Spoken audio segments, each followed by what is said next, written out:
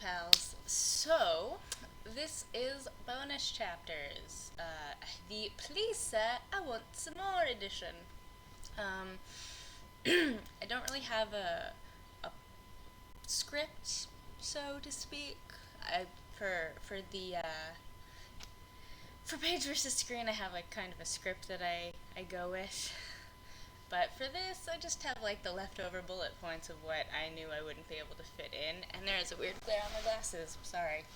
Uh, it's also really hot, so don't mind me if I'm panning, because I don't have AC or anything like that. And well, that's a power suck, anyways. So yeah. All right. So can't get rid of the glare on my glasses. Sorry about that. But yeah. Um, let's dive in. This is going to be a bit more freeform. So, yeah. The 1909-12 version. So, after filming and everything and editing late last night, I found something that makes me think that it's the 1909 version. Um, I still don't know 100%. So what it is the official British Pathé website says I think it's 1912, but then the British Pathé YouTube channel, which is where I found it, found the 1909-12 version, said that it was the 1909 version, and I was like, what the hell? Like, it's the same damn company, and they're citing two different years. I don't understand. I don't know if they fixed it since, but I found another thing saying that it was the 1909 version since then, so I don't know. Maybe. But yeah. So, um, yeah. Some more stuff that just kind of really annoyed me. There is a bit where, so Ollie has taken the books back to the bookstore for Brownlow after, excuse me, sorry, after he's been ill and now he's better. And then there's two ladies sitting there in the same scene as Brownlow, but they don't really say who they are. So then I'm just sitting there going, is that Rose and Maylie? Is that Bedouin, Mrs. Bedouin, right? And Rose, like, I'm not sure. One of the women is wearing kind of more of an apron, so I think she's Bedouin and she's doing like embroidery and stuff, but I'm not sure. They introduce other characters with title cards, so I don't exactly know. And it's like I know one of them for sure is Rose because she's with Brownlow on the bridge. But aside from that, like I don't really know who's on first and what's on second. Like what's going on? And then okay, so I said in the original that Bill and or no, sorry, I said in the original that that they have the Bumbles, like their little flirt scene before they're married, right? They have that in there, but you never see them again or anything like that. And I was saying during all that, film is precious, time is precious, because like reels, from what I can tell, from what I've read, one reel was probably about 10-15 minutes of length at most at that time. Again, from what I can tell, there may have been reels that were longer or shorter, but considering this was about 15 minutes, I would say 15 minutes is a good guess for an approximate time for reels. And also, when I was looking up stuff for the next one, for Alice in Wonderland, around the same time there are some reels that are about, if it said multi-reel and it was 20 minutes, well, that's about 10 minutes for the reel. But yeah, so again, film was precious. And they have a separate scene to introduce Bill and Nancy and to show what a dick he is. Now, I don't understand why they did that, because like when Ollie meets the Dodger and joins Fagin's crew and everything, there are specific things, title cards that say like, oh, Oliver meets the Artful Dodger, and stuff like that.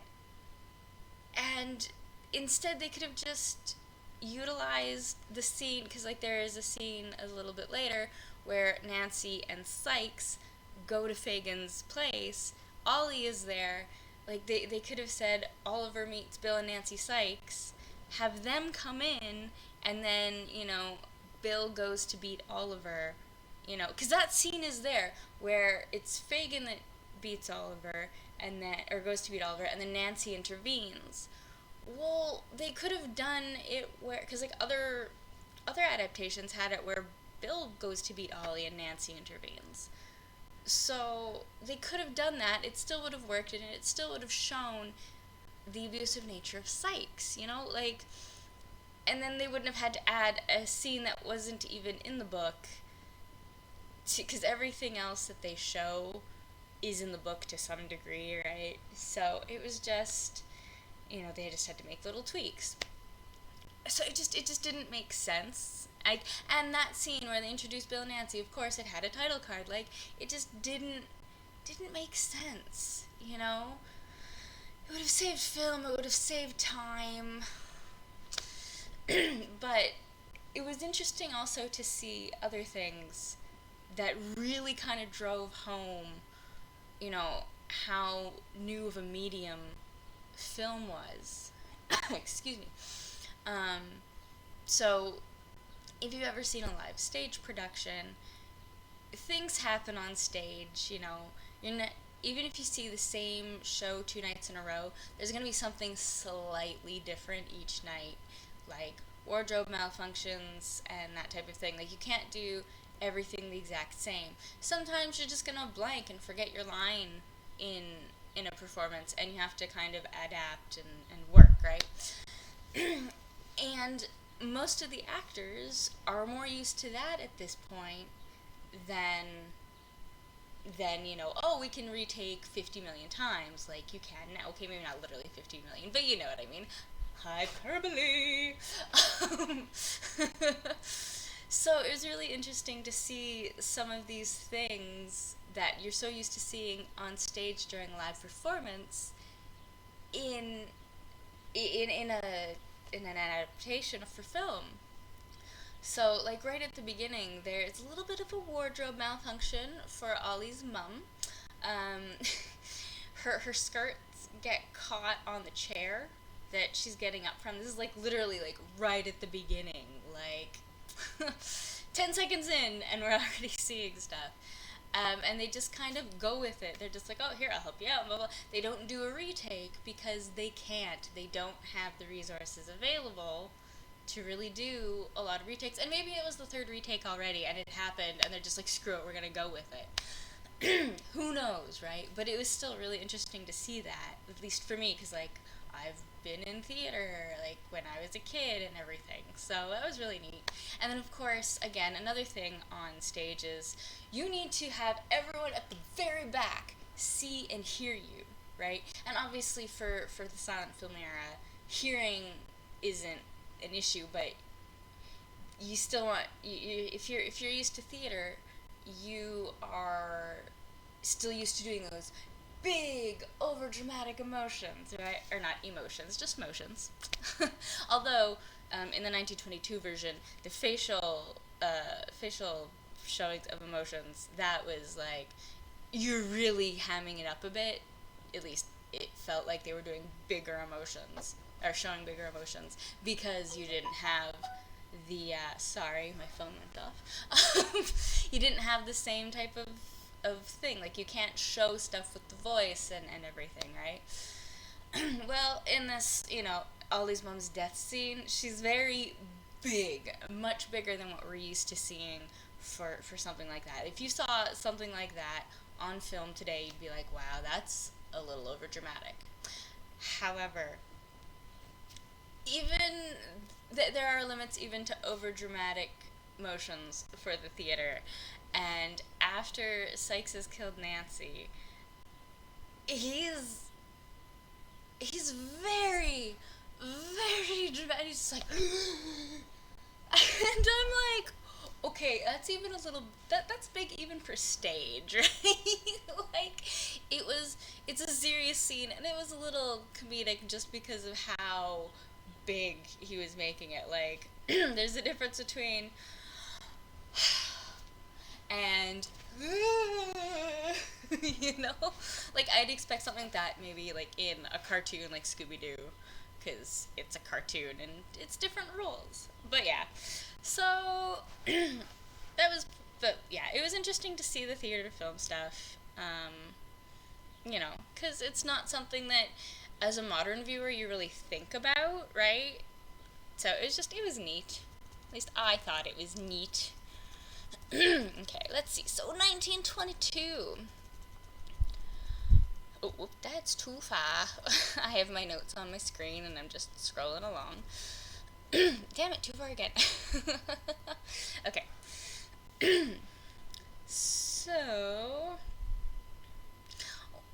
something that made me kind of sad was like at the end, Ollie like kind of goes to monks, and you don't know exactly what they're saying because they don't have the title cards for all that dialogue. But you can tell from the emotion, like from the emotions in the scene and the actions and whatnot, that he's trying to go like, hey, can we get to know each other? You're my big brother. I want to know more about my family. And he's just kind of like, ew, peasant, and kind of goes away. Like, and he's kind of sad, and you're just like, oh, poor kid. Like, seriously, I'm blanking on the kid's name. Jackie Coogan. Jackie Coogan is the kid that plays Oliver in this, and he's really good. Like, this is the only thing I've seen him in, obviously, but he's worked with the greats like Charlie Chaplin and stuff like that. So like he was a pretty big name, for that era for his age bracket.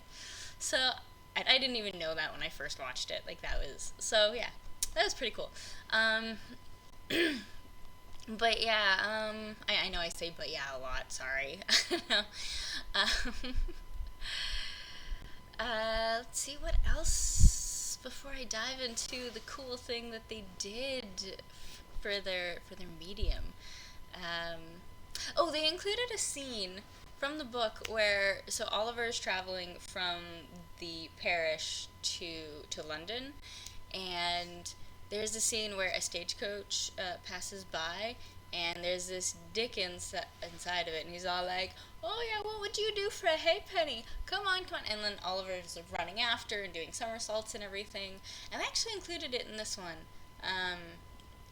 And then the guy just like, "Oh no halfpenny for you. You're a lazy little shit." Because people are assholes. But like there are only two adaptations, this and the 1933 dumpster fire, that actually included that. And actually in both of them, it was a pretty good scene, like for what it was. But the 1922 version is also the only one where Noah's actually included, where he goes to London. Like, it was actually nice to see. Like, I said in the original video that yeah, this one was super accurate. Like, it was super accurate. They didn't really make too many big changes. And like it was true to the book. Wherever they made the changes, it was still true to the spirit of what happened, and I really really liked that. And it was great for the medium, right? Obviously, I mean, it was my number one pick. They did make one change, which kind of this kind of goes against what I literally just said, but like there's one little change that kind of didn't quite fit, but it was still an interesting addition. So, in the book, after Nancy is killed, her friend Betts comes by and finds her dead. And in this one, Noah he's gone off to inform of what happened, and he takes the police to Nancy's. And just as they're getting to Nancy's, Brownlow and Grimwig, excuse me, and Ollie come up in a coach, and Ollie sees Noah, and he's just like, and he's all ready to like throw down again. Like, it was kind of interesting, and I could see why he'd want to throw down, considering everything that happened. But it was a little interesting to see that, just because like that was just a complete fabrication. But otherwise, yeah, everything was like true to the book. Excuse me. Um, but something really cool that they did was the usage of filters throughout the movie. So anytime it was a scene at night, they would put a blue filter over the pictures, because guess what? Filters aren't new. Filters are not new. Okay? We might think nowadays that, all the different things that we can do to pictures, including, Photoshop and stuff, are new, but they're not. There were ways in the 1800s to modify your pictures, and it wasn't just, filling out your bust, your corsets, and your hoops and everything. It like there were actual things you could do to the pictures to modify them, and they utilized this also in film. And it's really interesting. So they used colored filters for different things. So anytime it was a night scene, they had a blue filter. If it was indoors and there was a fire going in candlelight, they'd have kind of like an orange-ish filter. If it was a daytime scene and they were outside, it would be like this bright whitish thing. I don't know if they actually made any changes to it, but it was enough of a contrast to like daytime indoor scenes that it seemed like there was some sort of filter happening, at least in one of those. And then it happened twice in the movie. So when Sykes shoots Oliver at the robbery and when Sykes kills Nancy, they do a red filter. So to me, that signifies, death or grave injury. And I thought that was really, really, really cool because, again, you don't have the sound to convey what's going on. You don't have the dialogue or anything like that. So I thought that was like something really, really cool that they did. I don't know how many movies did this, but hopefully I'll find out, as I continue on with this series, for any of the older stories that could have been adapted in these early film days.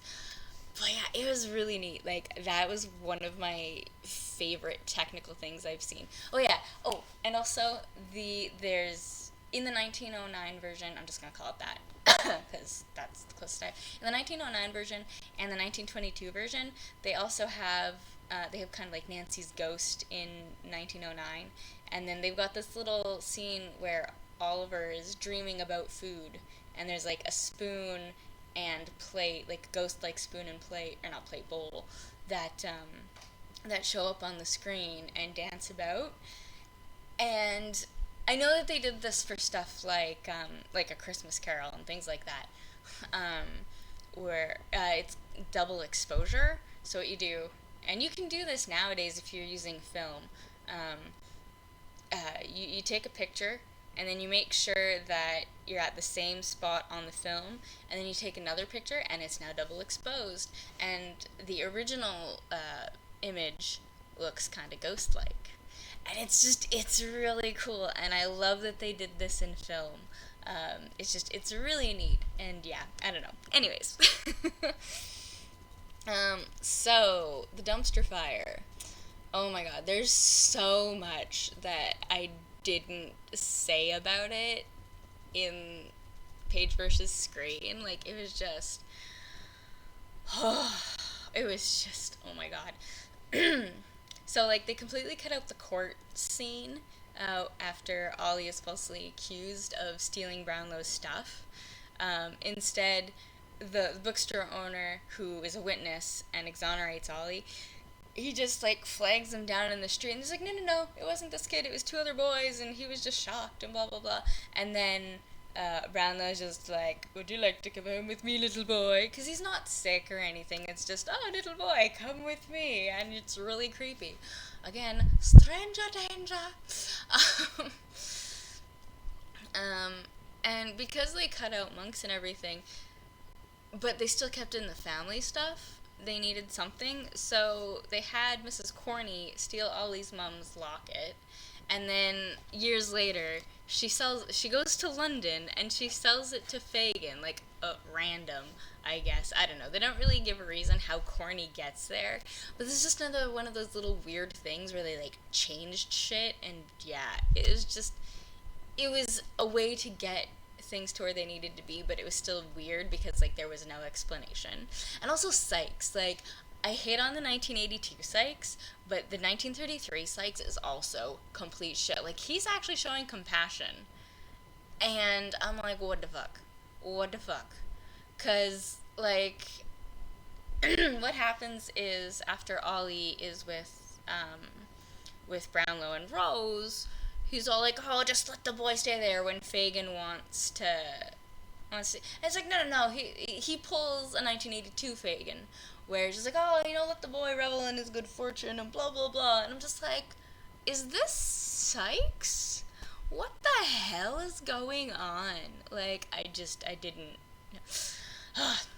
And then after Ollie is kidnapped back to the thieves, instead Nancy gets a hold of the books and the money that was sent with Ollie and then taken by Fagin and Sykes.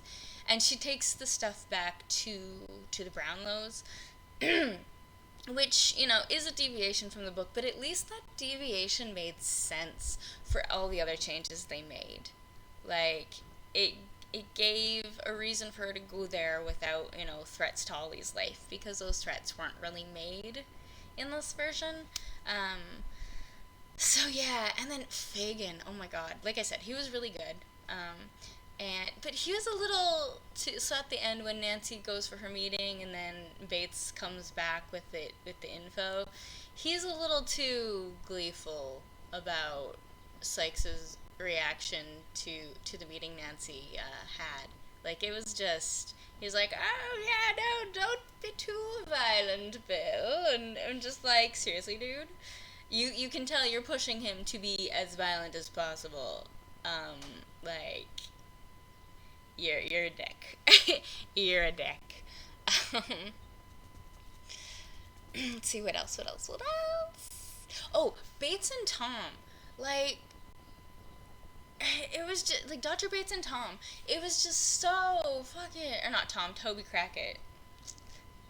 It was just so ridiculous. Like, so Disney's Pinocchio came out before this movie, and Dodger had I can't remember the character's name, but there's that fox and that cat, and that fox, like, I don't know, Dodger just seemed to have that vibe about him, and Bates and Toby, they totally had like the cat vibe about them. Like, he was just like, the cat's just kind of the guy that goes along and he's like, "Oh yeah, yeah, hello."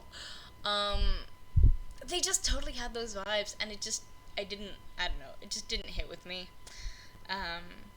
It just, like, because, like, these characters in Oliver Twist, like, they're part of the gang, but they also have their own thoughts, and they don't just blindly go along with everything like grinning morons. And it really bugged me. And also, sorry, this is turning into a huge rant about this movie, but the accents were not fluid. I mean, it is set in England, right? Like, when Ollie leaves the parish and he's going to London, they didn't change it to go like, "Oh, he's going to Boston instead." There's a signpost that says London, however many miles. And, like, even if they had various Brit accents, it would be alright. But, like, only, like, one or two people had kind of Brit accents, and, like, most of the adults had, like, more transatlantic accents, except for Fagin, because that's totally not his character. If he had a posh transatlantic accent, I'd be like, what the fuck is this? Like, I'm already like, what the fuck is this? But, like, it didn't feel right.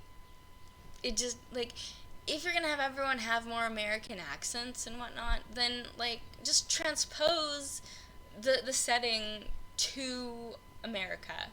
Like, at least that would have explained it, and it would have felt better. Because, like, that story can be told in various places as Disney shows, right? Oh, so yeah, I would say that this is like accurately inaccurate because there were so many spots where you could tell they were trying to keep true to the story, but then they fucked around with so much stuff. Like it bothered me. Oh, and I think at one point they actually had the Undertakers, like the Sourberries and Noah. I think they had that storyline in there at one point. But what happened? They cut it. But the Sourberries and Noah Claypole were still in the credits. Like, it made no sense. Like, this movie is a gong show from beginning to end. Like, it was just ridiculous. But after I watched it, because I didn't want to be too jaded by any reviews, because I saw a couple of titles of reviews, and I was like, shit, no, I can't read this. I need to, like, watch this and then read the reviews. So, like, one subject line is, major shredding of plot, not for me, but may appeal to some. Because it's like, oh, it's the 30 styles, acting and styling. And they say, oh, it may not appeal to critical modern viewers. If you enjoy old films and can tolerate the major changes from Dickens' original, it's not a bad film. It wasn't for me. And that's like the kindest review that I saw on the site. It said, now this I do not agree with what they said here. This film is a short summary of the novel for everybody who doesn't want to read the book but who wants to know what is there. The you know, yes and no. And then there's another review that says that that, you know, if you're doing a book report for school, you should use this. No, you should not use this. Like, yeah, okay, they hit on major plot points. You know, they get that general stuff. But if you're writing a book report and you say, oh yes, Brownlow, Oliver's grandfather, they're going to know that you're working off a movie and not off a book. So do not use any of these, except for maybe 22, to fucking do a book report, okay? Because they always make huge changes, like, in one aspect or another. And that's, you know, it's a different medium, so, you know, that's to be expected. But yeah, like, oh my god. Sorry, I'm just scrolling. Okay, here we go. Another person, the subject line, major plot elements missing, plus terrible casting, equals worst Oliver adaptation ever. Like, it's so funny. Some of the highlights from their because, like, seriously, their review takes up like a whole page in Word. So, scenes where Brownlow witnesses and then rescues Oliver from the abusive police and courts are eliminated. So we don't understand why Brownlow takes an interest in the boy or why the boy trusts Brownlow. So much for dramatic tension and character development. Like, thank you. I am so glad I'm not the only person that has this view. Like, it bothers me so much because we don't know why, and it's just, Second, the acting ranges from terrible to barely adequate. Dickie Moore, acting like a plucky male Shirley Temple, you're not wrong, is horribly miscast as Oliver. I agree. I mean, okay, yeah, he's cute, but it's just not, it's not good. And then another thing they say, Nancy, Doris Lloyd, is the only truly sympathetic character in this movie, but you never believe that she wouldn't just leave Bill Sykes and the gang because this Bill is a pale shadow of the vicious, threatening presence that is supposed to have complete power over her. The only thing the filmmakers got right is the final disturbing scene between Fagin and Oliver in the jailhouse. What a strange choice to jettison major fundamental plot elements and yet depict this scene so faithfully. Yeah. Like, I agree wholeheartedly with all this. Like, I'm glad I'm not the only person that feels this way. Sorry, I'm just quickly. And then another person is saying, like, Irving Pichel is perfectly cast as Fagin. Yeah, he was. But yeah, it was just... And then they end with, sum up, not much, but if you have a little extra time and or are an avid Dickens fan, that's me, there are worse ways to kill an hour. That's debatable. But yeah, it was so bad. Like, do not watch this version unless you want to, like, cry. The 48 version. let's see. I don't really have a lot to say about that. Like, there were a couple of interesting choices by the director for their cinematography stuff. Because there were 2 points in the movie that just felt more like they should be in a horror or a thriller movie, or maybe even like a full-on supernatural movie. Um, the opening, like, it had a very, like, it was a dark and stormy night feel to it. Because yes, in the book, it is a dark and stormy night. Like, it's a rager happening um, when Agnes gets to the workhouse and has Ollie. That is not up for debate, but it's just the way they filmed it. It felt more like, I should be watching the opening to Dracula or something. And also when old Sally is dying, the way that they use shadows and it just,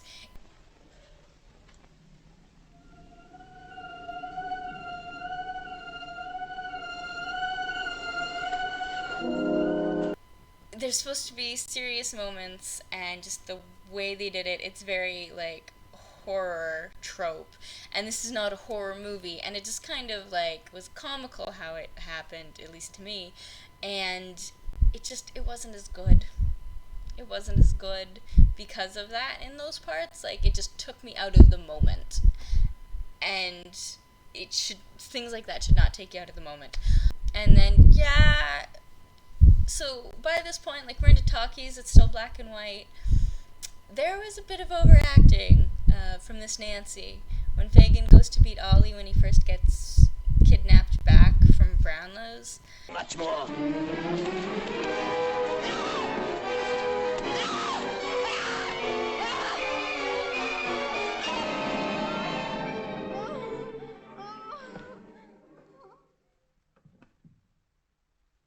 Yeah, it was kind of a little much how she acted, because by this point film is a common enough medium that, if you're a film actor, you're a film actor, and you don't really do as much theater, and so you're not in those habits as much. Excuse me. So yeah, that kind of is another one of those things where it kind of took me out of stuff.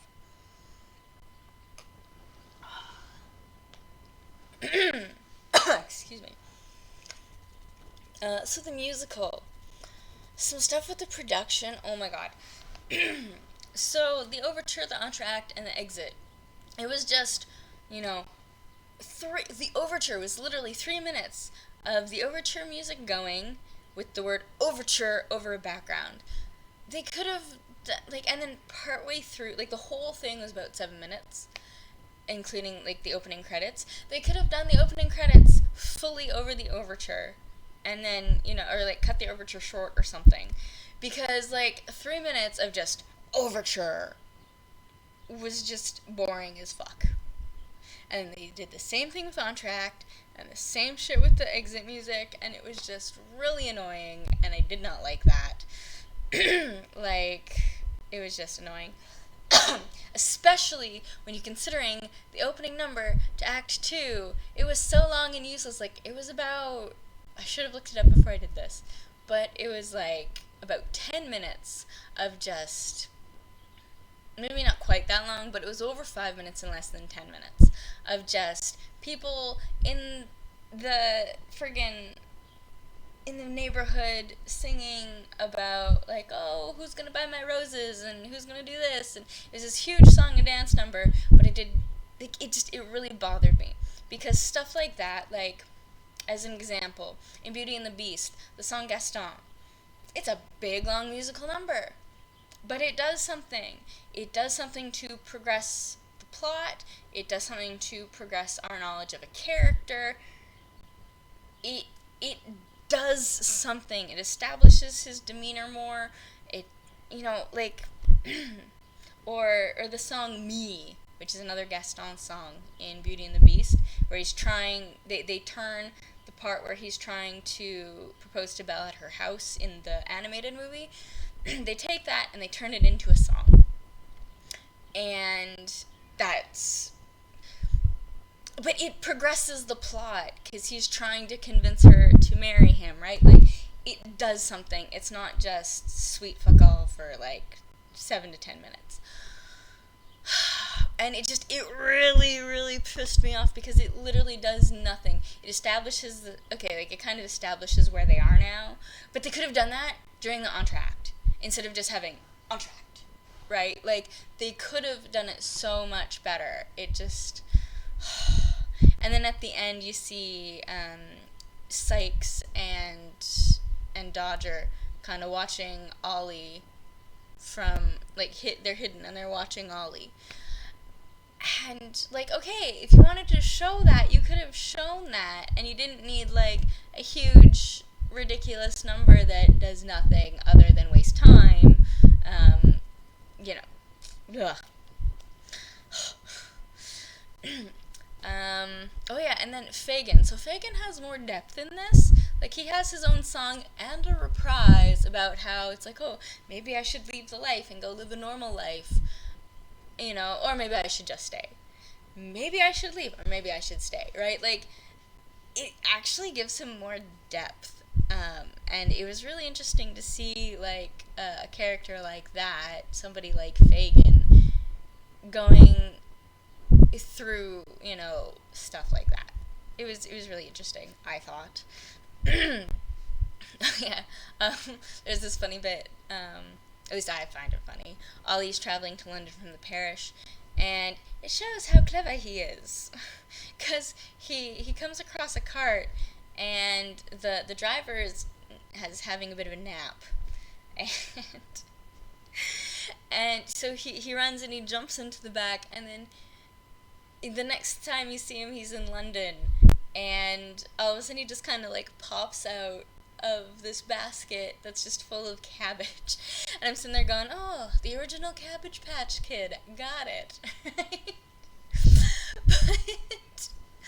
but like, he's a smart, quick-thinking kid, even though he doesn't know what a beak is, and he thinks it's a bird's mouth and not the magistrate, and doesn't twig to them being thieves straight away. He does have some cleverness and quick thinking to him, and that was pretty neat to see.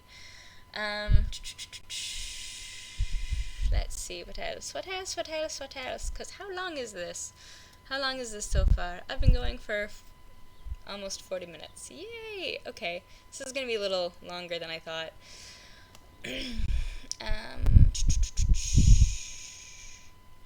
Oh yeah. Nancy, she could have done so much better than Sykes. Like, because, like, every musical has a ballad, and this ballad was saying how she could never leave Sykes, even though he was just being, like, an abusive asshole to her. And I'm just sitting there going, no, girl, you could do so much better. You could do so much better. What the hell? Yeah, my biggest stuff from the 82 version was said in the main video. Although something that was a little different. So, okay, in the book, there's a character, Dick. He is at the farmhouse orphanage with Mrs. Mann. He's not at the workhouse with Oliver. I think he's a little bit younger than Ollie. But in this, Ollie and Dick are both at the workhouse. And what spurs Ollie along to ask for more is Dick passes out. He hasn't really eaten. Like, none of them have really eaten, but, like, Dick is a little more sickly. In the book, it's really sad. At the end, you find out he's died, and so Ollie's a little sad, and you're a little sad, because he was, like, the only real friend that Ollie had, at least from what we could tell. And he's the only one that knows that Ollie is running away to London. Because he stops at the farmhouse for a second because he sees Dick there. But yeah, so, like, they're outside working and Dick faints from hunger. And at dinner that night, Ollie offers him his food, and Dick is just like, no, that's your food, you need it. And instead, Ollie goes and he's asking for more food for Dick.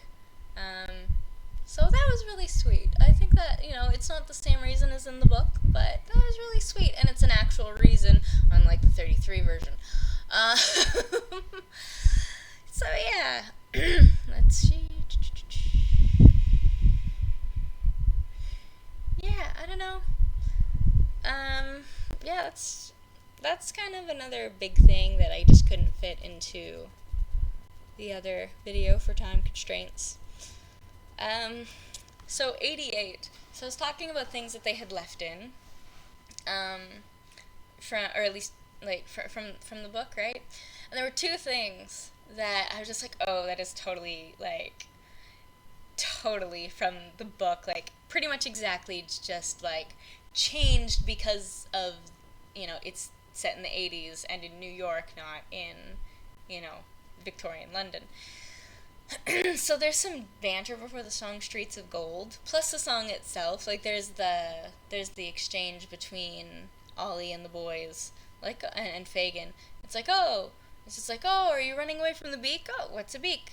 And it's like, oh, are you running away from the beak? What do you mean? Oh, you know what a beak is, don't you? Oh, it's a bird's mouth. No, it's a magistrate, And then they're playing a game where they're learning how to pickpocket and practicing those skills and whatnot. Well, the banter before Streets of Gold, they're just like, oh, so guys, what do we do? What do we do? It's just like, oh yeah, no, we work on Wall Street, man. Yeah, we're big in the industry. And then the song where, they're teaching him how to get by on the street. And Ollie's just going along with it, and, he's believing them. It's just, Ollie is pretty naive about this stuff in the book. And what they do and who they are. Excuse me. And, I thought that was pretty neat that they kept that in. And then, when Ollie comes back from Brownlow's, he's wearing nice clothes. Well, nice clothes for the age. Some of them were... some of those collars are really interesting. I know they are a little more period accurate, but it was still a little weird to see for a modern viewer. But in Oliver and Company, Jenny gets him a collar, and that's actually, it's 40 minutes in, and that's when he finally gets the name Oliver. Before that, he's just Random Orange Kitty. And so when he's brought back to Fagin's crew in the book, they're all kind of making fun of him and his clothes. It's like, oh yes, your Sunday best, ha ha ha. And then when he in the Disney movie, when he's brought back to Fagin's boathouse, it's just like Tito's like, oh, check out that collar, man, and they're kind of poking fun at him because what else is he gonna be wearing other than a collar? He's a cat. In the 80s, I don't think too many people dressed up their animals at that point. And then, there is something that really a couple things that really bother me in the 88 version, and it kind of, one of them kind of feeds into why I really don't like Dodger in this one, aside from him being an asshole to the little kitty, and it's yeah, you helped me get this food, but you don't get any of it, because I'm an asshole, because I'm the Dodger. There's 2 points. Dodger and Tito, they're hitting on other dogs. They're, I guess, dog calling. I don't know. And they're taking the go away and the scoffs and whatever, oh, go away, perv, and stuff like that. They're taking those types of things, and they're oh, bitch. Oh yeah, she likes me. And I'm just seriously, take a goddamn hint. It really bothered me. And I'm just gonna take 2 quick seconds because my battery is dying. So, Winston is the butler and cook and everything for Jenny and her family. Where is Winston at the end when Jenny takes Georgette, their French poodle, who's 6-time national champion? Where's Winston when Jenny drags Georgette down to the docks to get Oliver back? Where? That is some irresponsible shit. Winston is not the best caretaker. But Disney is pushing unrealistic standards onto us in this movie. Her pockets. Even nowadays, girls fashion and women's fashion, we do not have pockets. Sometimes it's just a fake pocket. Sometimes there's no pocket at all. And if we do get pockets, it's rare that, you can, fit your whole friggin' hand in it. You might be able to get, up to here. If you're lucky. But she can fit her whole piggy bank, which she carries out like this, and yeah, okay, little kid, little hands, but still, like, she grabs her piggy bank, pulls it out of her pocket of her raincoat, and it's just like, here's all my money, can I have my kitty back? Like, this is what I'm using to pay for my kitty. This is the 80s. This is girls' clothes. It's been 34 years since the damn movie came out. We still don't have pockets like that. What the fuck? Unrealistic pocket standards. They are giving young girls hope that still does not exist over 30 years later. I don't know if I can forgive Disney for that. It's still a good movie, but I don't know if I can forgive Disney for that. Excuse me. In the 05 version. So, okay, I know they're not going to give every single kid in the workhouse scene food, because there's a lot of kids there, and it's going to take too much time, and it's going to cost too much. And it's just, like, it's just props, right? Like, so for the scene, they're not going to give the food. But, like, if we look at this, there is a kid, like, you can very easily tell that there's nothing in his bowl. And, because, like, he's very obviously eating nothing, and he's, like, right at the front in the workhouse scene. Like, look at this, it's ridiculous. Like, I was sitting there, I had to rewind a couple times going, wait, no, is this what holy shit, like, they made it. I was just like, wait, what? Because, like, he doesn't even put his spoon all the way in the bowl, and it's just so obvious, and it was a little ridiculous. Like, oh my god. Claypole is pretty much like in the book, because he is the sadistic little asshole. But, like, you really see that when Ollie has gone off on Claypole for calling his mom a bad and like slagging him off. Because then Ollie gets the cane, and like this little like haha smile kind of like grows across Claypole's face, and you're just like, you little sadistic shit. Oh. And then Ollie runs away, and there's a bit that they included, which is from the book, but, like, they go a little more in-depth into it. Like, they just kind of mention in passing, like, oh, yeah, this one guy gave Ollie some food, and this old lady, you know, she helped him out a little bit in his journey. And, like, so, like, she's mentioned in the book, but they actually, like, show her helping him out. So that's another little thing that they kept in that I didn't see in any other adaptation. And, yeah, it was really... I was just sitting there going, holy shit! And this is one of the reasons why I had such a hard time deciding between 48, 05, and 21 where to place them in my rankings. Because it's like they had so many good little things in them that, like, either weren't excuse me, either weren't in other adaptations or were just, like, really, really good. And it was just, oh my god. So many little things that were just good, and so that's why I was just like, screw it, you're all equal fourth, because, but yeah, so that was that. But as time went on, and I was watching more of these, it bugged me more every time Ollie was taken back to Fagin's after the botched robbery. It's just, like, they made it work within the context of each script, but, like, it just annoyed me. Like, I can't even explain why it annoyed me. It just did. I don't know, maybe that was just one of the things that I wished and, like, liked it better, that it just stayed true to the book when he didn't get taken back to Fagin's. It just felt better. I don't know. But yeah, and they actually included Toby and Barney properly in this movie.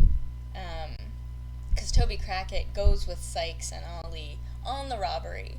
And actually, Toby's the one that brings him back to Fagin's crew.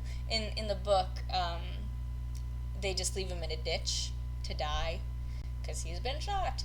And then Ollie kind of, like, makes his way, when he wakes up, he makes his way to the Mayleys' house. But yeah, it just... Yeah, I don't know. didn't feel right. Did not feel right at all. Going back to Fagin's. I don't know. It's just like I say, they made it work, but it just didn't. It felt weird.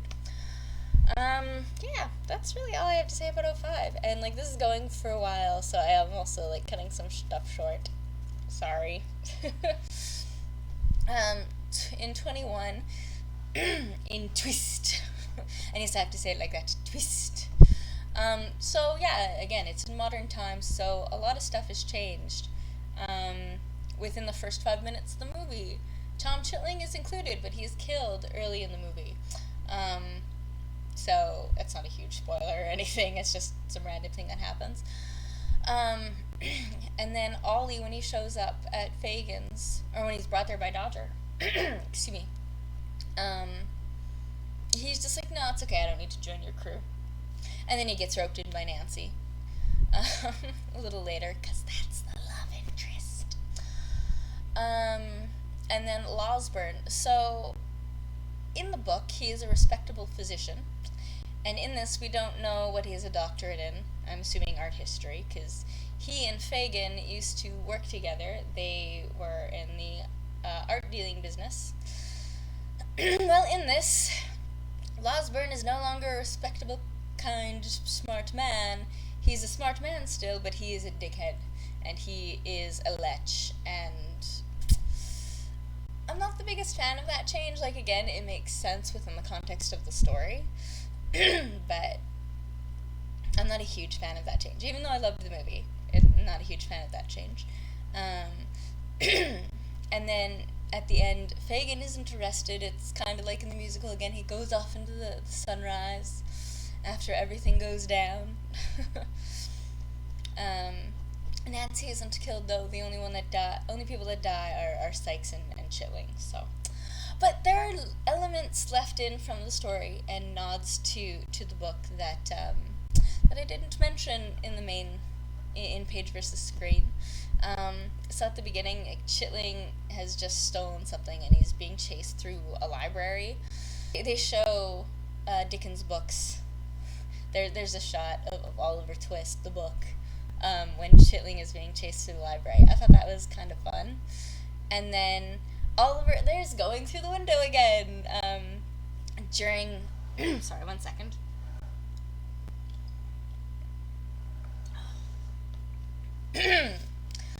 During the setup for the heist, Nancy's at Losburn's, and she has to plant something, and something goes wrong, and it breaks.